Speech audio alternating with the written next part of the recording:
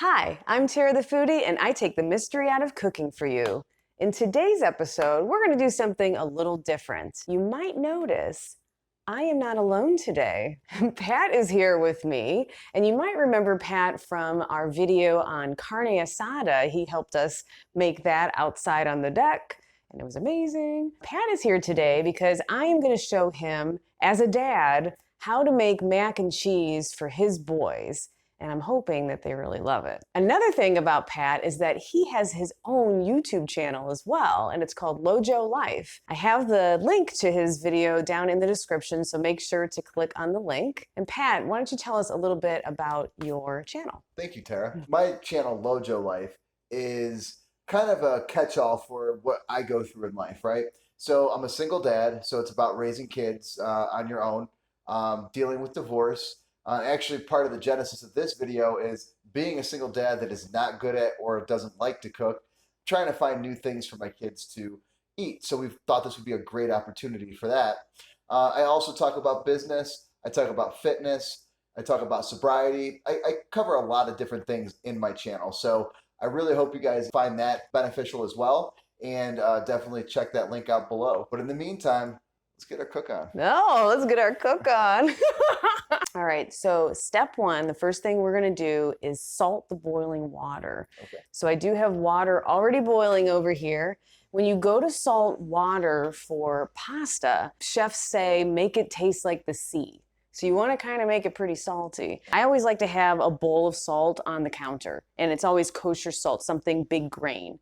And I take like a good, like when I say pinch, I mean pinch with your whole hand.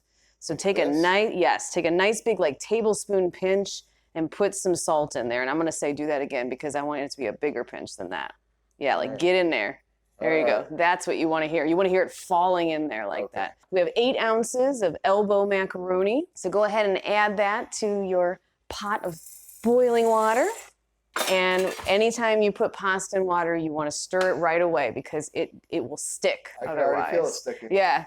So, and a lot of people say, oh, you have to put oil in your water. That's a waste of oil. You're just wasting oil when you put it in there. As long as you stir it, everything's gonna be cool. We'll get going on making the sauce. Go ahead and turn this burner on and turn it on like a medium. You don't want it too high because this is kind of a delicate sort of thing when you're making a sauce. Not to make it sound hard, but you don't want it to be screaming hot, you know? Okay. And the first thing that we're gonna do is make a roux. Okay, so how you make a roux is we're gonna grab our butter. So we have a 1/4 cup or 4 tablespoons of butter. Okay. So go ahead and add that to your pan, and that's gonna start to melt. All right, it has been 5 minutes, and I tasted it. It's actually al dente, so these little guys are done. So let's go ahead and drain your pasta. All right. I've got a colander over here for you. So you want to always pour very slowly when you're draining hot liquids like this because as you see, that steam will come up on you fast and the hot water might splash as well. So I promise if I burn myself, I won't sue you. Great. Yeah, we don't make enough money right now for that. So the butter is melted. Okay. The next thing you want to do to make a roux is add your flour. So we've got a 1/4 cup of flour here, and we're going to add this to the butter, and you're going to take this whisk and whisk it up. Well, snap, crackle, and pop. Yeah. And you see how it kind of reacts to the heat. It's already soaking in that flour. And it's already thickening. You can see it as it moves. We're gonna turn the heat down even more because it's kind of crackling a lot, right? Right. So let that cook for just a couple of minutes. And you wanna stir every 30 seconds because you're gonna find every time that you stir, that roux is gonna get just a little bit darker. So is a roux basically like a base for a sauce? Is that essentially what it is? Yeah, it's a base for this type of sauce because it will thicken the sauce up for you. And let that cook up a little bit, and then we will move on to the next step.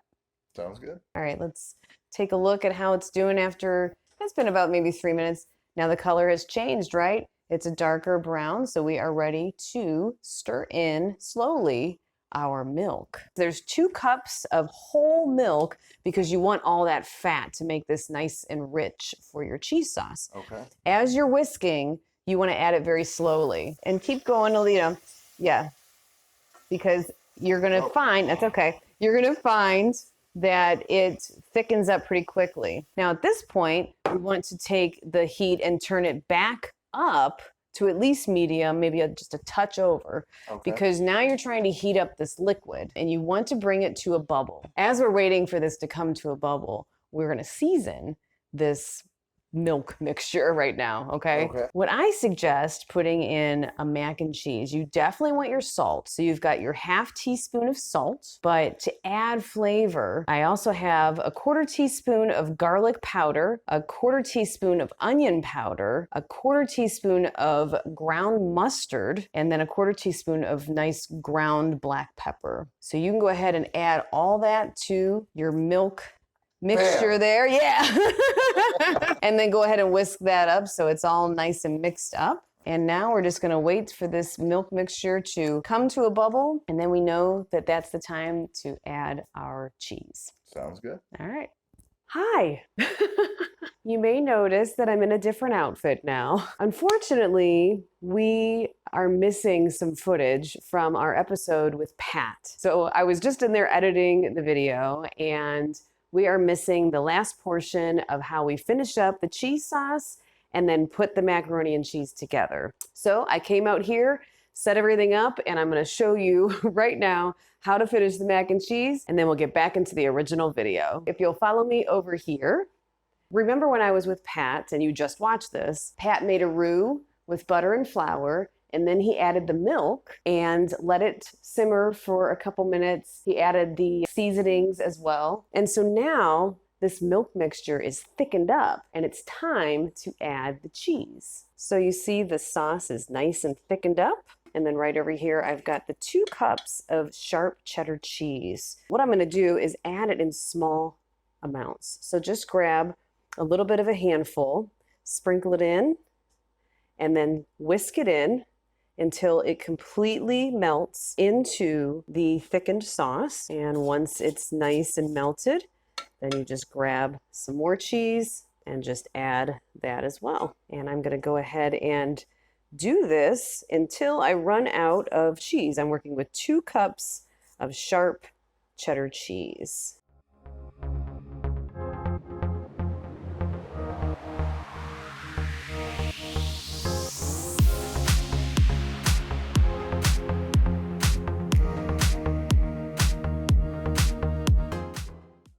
So now we've got the last bit of cheese melted down into our cream sauce, and we are left with a deliciously smooth and velvety mac and cheese sauce. So here we are.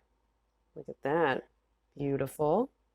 And now it's time to add our pasta. I'm grabbing the colander and I'm just going to dump this into the cheese sauce, and then really all you're going to do at this point is stir it up. This is really all you do to make a beautiful pot right on the stove of mac and cheese. And here is the finished product, a delicious bowl of mac and cheese, and I just sprinkled a little bit of smoked paprika on top. Take a look.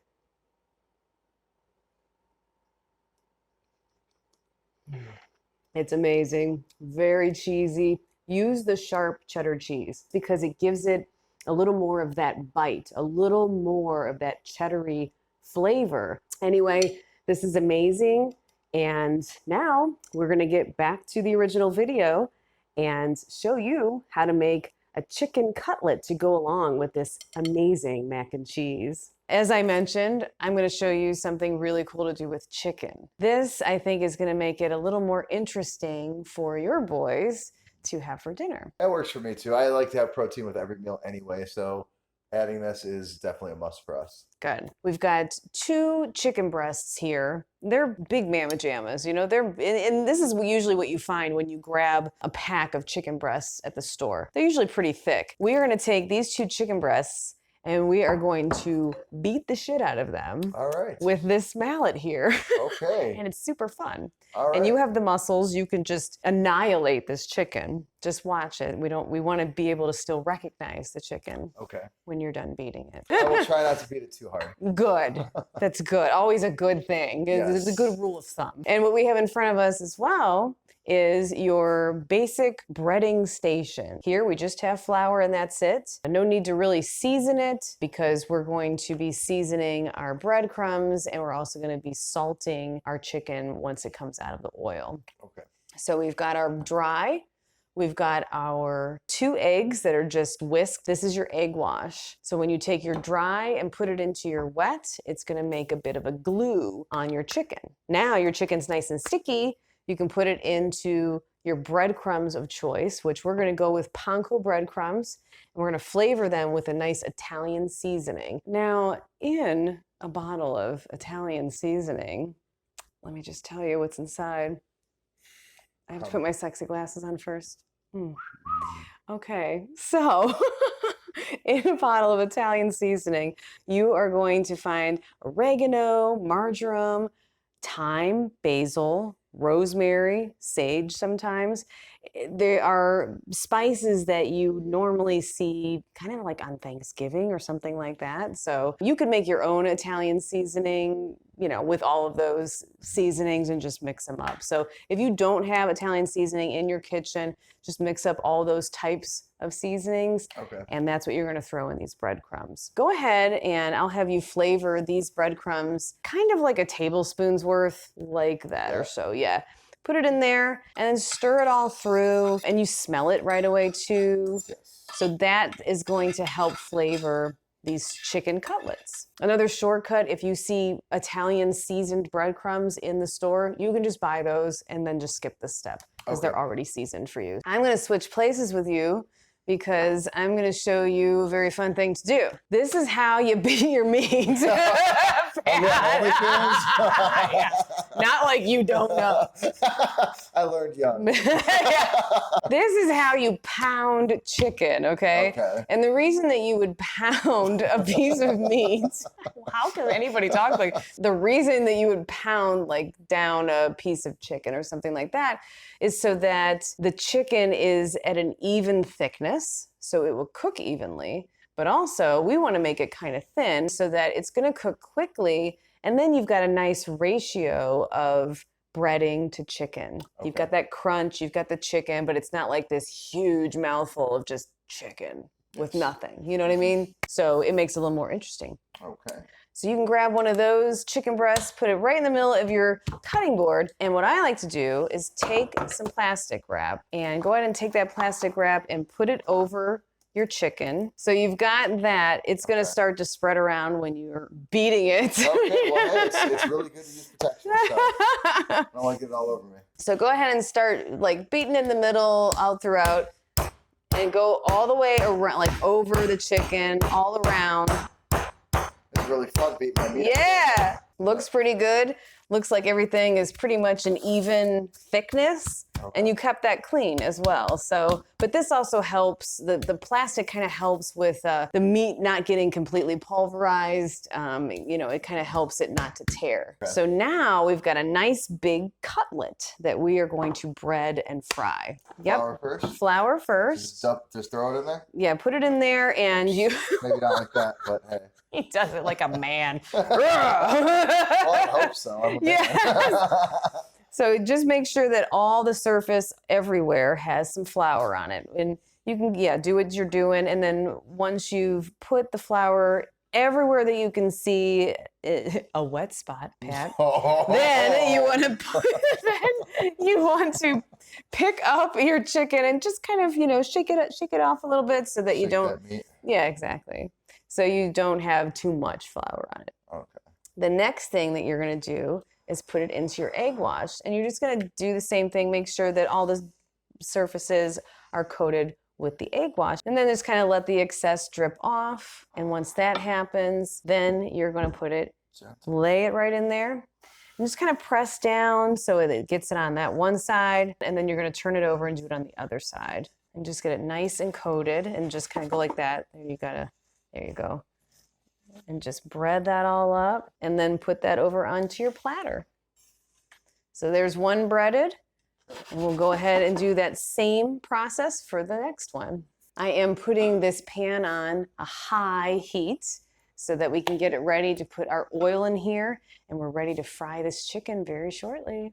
Okay, these cutlets are beautifully breaded by Pat Mannery, and they are ready for the hot oil. And over here we have a pan with a shallow amount of oil, and it's about at 350 at this point. So just use your thermometer to check it and make sure that it's around that heat. And now we're gonna go ahead and add slowly, and when you lay it in there, you want to lay it away from you, if that makes sense. So like this? Down and then away, correct. And it's just the safest way to do it. Okay. It's gonna be just a couple of minutes or so. Let that fry to a golden brown, and then I'll have you flip it to the other side. It's as simple as that. Sounds good. Okay, so we flipped it on the other side. So it was starting to get, pretty golden brown looking. So go ahead and pull that out. We have a wire rack here on top of a cutting board, and this will make it so that you're not putting it down on like paper towels where the bottom of your cutlet would get kind of possibly soggy. This makes it so that you've got air on both sides of your cutlet so that it's going to stay nice and crispy for you. Oh, perfect. Yeah. So what we want to do immediately after it comes out of the oil is salt it. Okay. So you get to use our fun salter. Alrighty. So just hit the button at the top. Now we got to do this. Oh, let's get this little guy out. He's just like, what's up? I matter too. I matter. Yeah, like that little nugget that Juicy Joe's going to steal from you and just pop in his mouth. When you're not looking, it's going to happen. I believe it. All right, so it is time now to plate this delicious meal. I'm going to take this beautifully breaded cutlet and put it on your cutting board here, Pat. What I'd like you to do is just cut it into strips. Just, maybe like strips about that long. About that long? Yeah. And then you want to hold it with one hand. And instead of dragging it, Okay. I'm going to show you. Yes, I don't know what I'm doing. So put it down, and you're just going to press down because you want to keep that breading intact. Okay. You can even use your other hand like this or put it down like this and just like that. So kind of do that for the rest. Yeah, there you go. There we go. Careful. Okay. Right. And then because this is a big cutlet, I would say probably go across and again, just press down to keep it all intact, because these are going to be pieces that you're going to be putting in with your mac and cheese, right? Yes. All right. All right. Okay, so we've got that all cut up, looking delicious. Oh, yes. So next, what we're going to do is plate this. Okay. So let's go ahead and take a nice scoop of mac and cheese and just put it around here. Oh, yeah. There you go. Now, we just want to take some of this chicken, and I'm just kind of like laying it, pull this apart, laying it onto the mac and cheese, and just kind of lay that so that it looks nice. Looks good. So here, Pat, is your finished product that you made. Wow, that's pretty impressive. I usually suck at cooking, so. So yeah, you think that if you serve this to your boys that they would be excited to eat it? I do. I think they would be extremely excited. Awesome. Yeah. All right. Well, after we take some pictures of this, we're going to try it. I will destroy it. Okay. Stay tuned. It's my favorite time of every video now, Pat. Oh, yes? Yes. It's time to taste. Oh, yeah. It smells so good. All right. So you go. Ladies first. Oh. Okay. Well, I need to get a perfect bite as usual. So I'm going to get a little of the mac and cheese, and I've been eating keto lately, so I can't tell you how excited I am about this. And I'm going to get a piece of chicken on my fork as well. Okay. And take a taste.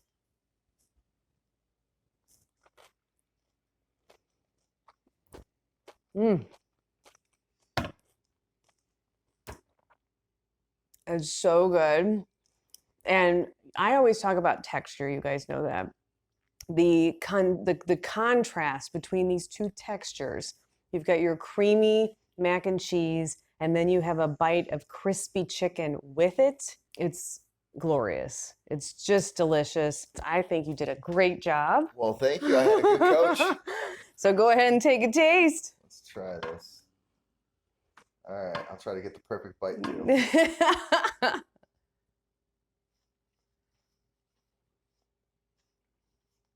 That is really good. Yeah? I can't believe I made that. Honestly, how hard did you find it to be? It was very idiot proof, and I will be able to take this out of here and test it out with my kids, Good. which is awesome. So I'll definitely report back to you on what they say, assuming that I don't mess it up without adult supervision. Well, the recipe will be on tarathefoodie.com for you and for everybody watching. So you will have it there to reference. Good luck making this. I know you're going to do great. And we are very excited to hear how Logan and Joey love it. Thank you. I will share photos that you can put on your social. Okay. Oh, nice. Well, we'll Very do it nice. soon. Awesome. We're actually about to have a little bit of an interview on Pat's channel, Lojo Life. He's going to interview me because, I don't know, I'm somebody, maybe. You're somebody to me. Thank you. You can actually click on that interview down in the description below. I'm Tara the Foodie, taking the mystery out of cooking for you. And this is my friend Pat, and we will see you next time.